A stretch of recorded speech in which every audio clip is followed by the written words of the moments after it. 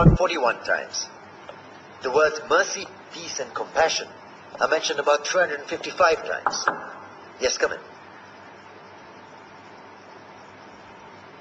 Come on in, Riaz. Sit down, please. Yeah. Contrary to popular belief in most Western cultures, Islam is a religion that preaches peace and tolerance. Yes, Patricia.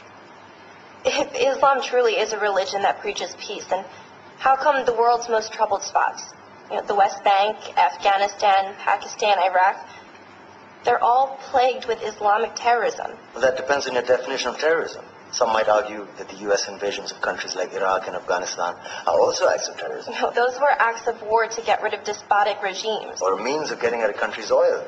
Conspiracy theories. Well, Yeah? Yes, please. Go ahead, Riaz. Mr. Khan is right. I mean, if we're talking about terrorists, the world's biggest terrorists are the white superpowers.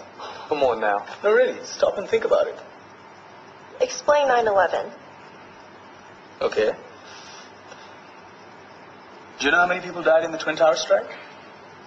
Around 3,000. And do you have any idea how many people died in the bombing of Afghanistan? Take a wild guess. More than 15,000 people died. And that's just conservative figures. About 50,000 tons of explosives were dropped on innocent civilians. Men, women, children. Yeah, but that was because of the Taliban. Now that you brought it up, did you know that the Taliban was a creation of the CIA to fight the Russians? Whatever. They were still harboring terrorists. Yeah, right. Terrorists that were never found. Just like the weapons of mass destruction that were never found in Iraq. Do you want to get into the death toll in Iraq?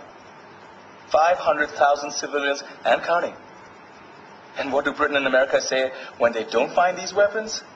It's simple. They just say sorry.